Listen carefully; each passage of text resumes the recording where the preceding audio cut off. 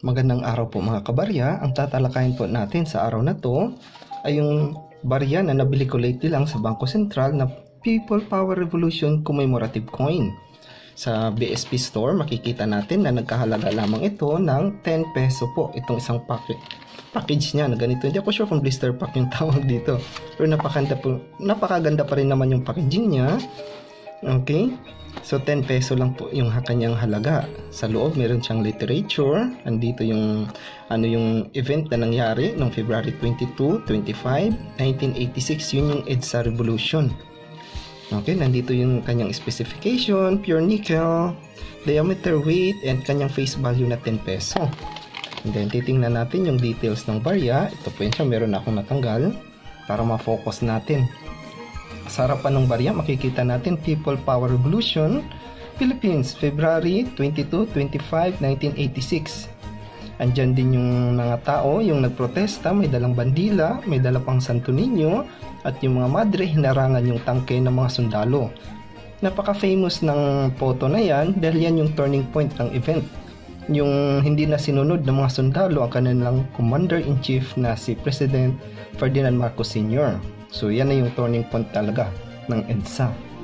At sa likod, andyan, makita natin yung logo sa gisag ng Republika ng Pilipinas, 1988, 10 peso.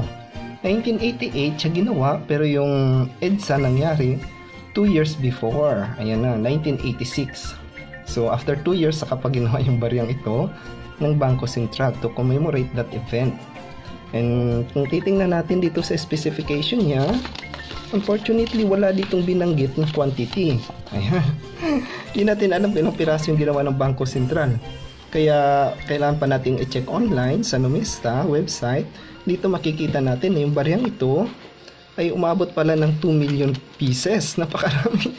Except dun sa silver na proof. Pero yung nickel, umabot siya ng 2 million pieces.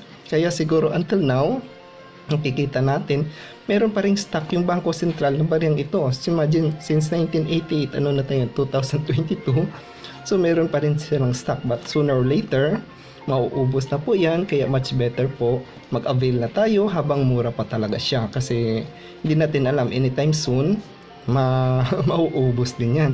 And dito rin sa Numista, makikita natin kung sino yung engraver or designer. I just found out na ang designer pala ng baryang ito, huwag natin siyang ismulin, ay si Sir Bayani Rombawa. Kilala niyo ba siya? Okay, as a collector, dapat kilala natin yan si Sir Yani. Yun yung palayan niya, Yani.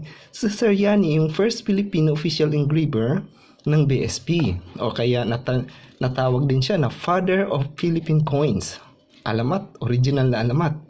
Bakit siya natawag? Siya lang din naman yung may gawa ng 20 pieces or nag-design ng higit 20 pieces na coins dito sa BSP. Familiar ba tayo sa mga gawa niya? Ito yung top 3, banggitin natin. Ang top 3 sa ginawa niya ay yung Rizal Martyrdom, Centennial 1996, na nagkahalaga ngayon ng 10,000 peso pataas. Or makakuha din tayo ng 8 to 9 siguro, tsambahan, pero yung range niya mataas na talaga. Okay? At meron dyan din yung pangalawa, yung 1987, 200 peso, WWF. Or mas kilala natin na tawag na Tamaraw, Proof Silver. Ayan, kilala na ang mga collector lahat yan. Pinag-aagawan yung Tamaraw na yan, o Kalabaw na yan. At higit sa lahat, yung pinaka-famous na gawa ni Sir Yani ay yung 1994, Golf Landing, 5th anniversary. Meron yan siyang Proof Silver at nickel. Naku, napakamahal niyan. Literal na pikit na lang talaga pag-inggit. Pag nakikita ko yun online, pumipikit na lang ako kasi alam ko 100,000 yung usapan. Kaya siya pala yung designer, yung engraver sa baryang ito. Kaya wag natin itong ismulin kahit nagkakahalaga lang po ito ng 10 peso dahil yung nagdisenyo nito ay isang living legend na si Sir Bayani Rombawa. Kaya i-avail na natin to habang meron pang stock yung Bangko Sentral. Dahil pag nawala na ito, sigurado mamahal siya at mag-ingat na lang din tayo. Yung currently may mga nagpo-post nito online, lalo na sa YouTube, na nagkakahalaga daw to ng libo-libo. Merong 500, 1,000, pinaka-worst is 5,000. My goodness, Diyos mio Marimar, mag-ingat po kayo. Hindi natin alam kung saan sila kumuha ng reference. Basta yung sa atin lang, kung titingnan natin sa BSP Store, nagkakahalaga lang po to ng 10 peso, tiyagaan na lang po sa pag-pick up. Ako galing Cavite, so nagsakay lang ako ng bus, nag-LRT, and then pagbaba ng LRT, nagsakay ng tricycle din, konting lakad lang. So nandun na rin tayo, napaka lang naman, tiyagaan lang talaga para ma-avail natin siya. Meron namang nagbebenta online, pero dapat at least familiar tayo kung magkano talaga yung makatarungang presyo. Baka mataga tayo ng iba na nagkakahalaga daw ng libo-libo. So, yun po yung short brief history para sa baryang ito. Napakamura po, pero yung designer o engraver nito ay hindi po basta-bastang tao. Yan po ang Philippine Power Revolution commemorative coin na gawa ng Bangko Sentral, na nagkakahalaga lamang po ng 10 peso, pero napakagandang barya po nito.